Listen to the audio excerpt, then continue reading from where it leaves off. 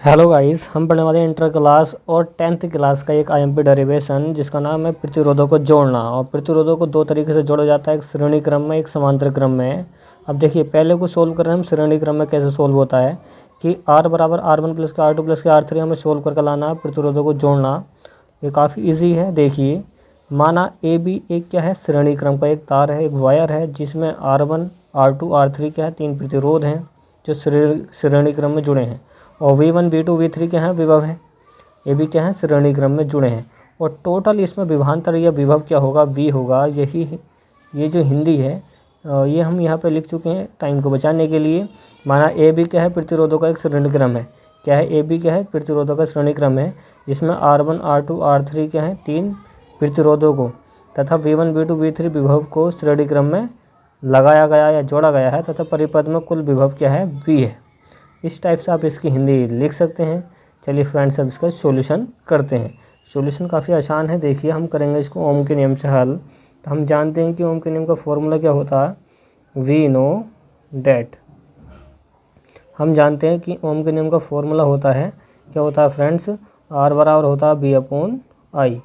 Are बराबर B upon I. अगर हमें बी का मान चाहिए, बटे की संख्या गुणा में जाएगी तो क्या हो जाएगा, आई आर। तो फ्रेंड्स, यहाँ पे हमने क्या निकाल लिया, बी का मान निकाल लिया इस तरीके से। तो देखिए, चूँकि हम जानते हैं कि बी का मान निकाल लिया है, तो अब आगे कैसे सोल्व होगा। अगर हम B1 का मान निकालें यहाँ पे फ्रेंड्स, देखिए बट, या फिर कह सकते हैं चूँकि, अगर हम B1 का मान निकालें तो क्या हो जाएगा यहाँ पे IR1। अगर B2 का मान निकालें तो हो जाएगा IR2। अगर V3 का मान निकालें तो यहाँ पे हो जाएगा IR3। और देखिए, और कुल परिणामी विभव क्या होगा इसमें फ्रेंड्स, कुल परिणामी विभव, कुल परिणामी विभव वो होता है B। क्या हो जाएगा, B1 प्लस का B2 प्लस का B3। ये सारा टोटल विभव इसके बराबर बैठेगा। इसका मान फिट कर दें। देखिए, B बराबर B1 का मान यहाँ पे रख लें, क्या हो जाएगा, IR1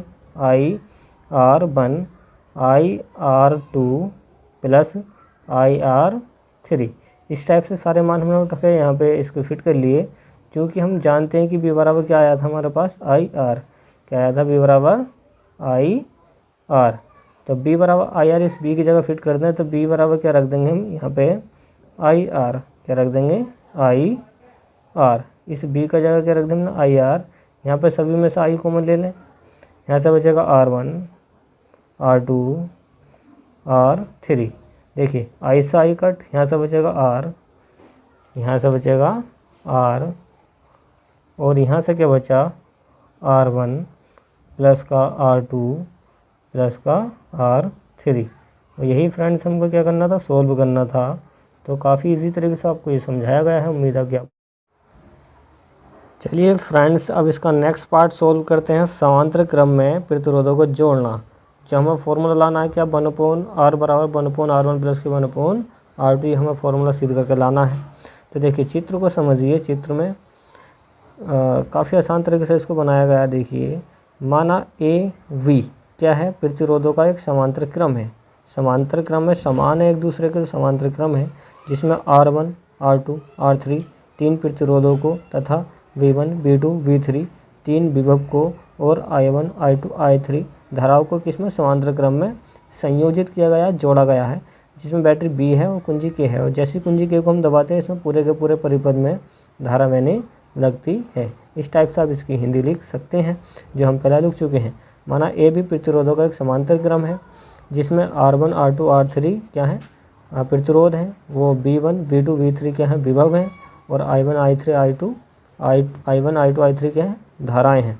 इनको समांतर क्रम में संयोजित किया गया है। और बैटरी B है और कुंजी K को दबाने पर इसमें धारा बहने लगती है। इस टाइप से आप इसकी हिंदी लिख सकते हैं। चलिए अब इसका सॉल्यूशन करते हैं। सॉल्यूशन के लिए आपको जैसे कि ओम का नियम ध्यान पर होगा कि वी नो डैट। हम जानते हैं कि ओम का नियम क्या होता है, आर बराबर होता है बी अपॉन आई। आर बराबर क्या होता है, बी अपॉन आई। अगर हमें आई का मान चाहिए यहाँ पे फ्रेंड्स, तो बी और जो यहाँ पे बटे की संख्या इसके गुणा में जाएगी, फिर आर इसके नीचे आ जाएगा। तो यहाँ पर आ जाएगा आई का मान बी अपॉन R1। तो हमारे पास क्या आ गया, बी अपॉन R1 आई का मान। क्योंकि हम जानते हैं कि इस तरीके से हम क्या इसको सोल्व। देखिए फ्रेंड्स, अब कैसे सोल्व होगा। व्हाट देखिए हम जानते हैं, क्या जानते हैं, अगर हम यहाँ पे I1 का मान निकालें, क्या निकालें I1 का, तो हो जाएगा B/R1। अगर हम I2 का मान निकालें, B हो जाएगा B/R2। अगर हम I3 का मान निकाल दें यहाँ पे, तो यह आ जाएगा B/R3। इस टाइप से सारे के सारे हम मान निकाल सकते हैं I1 I2 I3 का, यहाँ पे मान फिट करके। अब चूँकि परिपथ में परिणामी जो धारा होगी, देखिए परिपथ में परिणामी धारा क्या होगी, I बराबर होगी I1 + I2 + I3 के। मतलब जो I धारा है वो सभी धाराओं के योग के बराबर होगी। तो I का मान हमें चाहिए। तो देखिए I1 का मान क्या आया, B/R1। क्या आया फ्रेंड्स, B/R1। दूसरे का आया B/R2। तीसरे का आया B/R3। इस टाइप से सारे मान आ चुके हैं। और चूँकि पहला हम निकाल चुके हैं कि I बराबर क्या होता है, B/R। चूँकि I बराबर क्या होता है, B/R। तो ये मान यहाँ पे फिट कर दें फ्रेंड्स। देखिए I की जगह क्या लगा देंगे हम, B/R। क्या लगा देंगे, B/R। यहाँ पे सभी में देखिए B सब में क्या है, कॉमन है। कॉमन खींचने, तो कॉमन लेना काटना होता, तो B का ना B एक बार कटेगा, नीचे आ गया R1।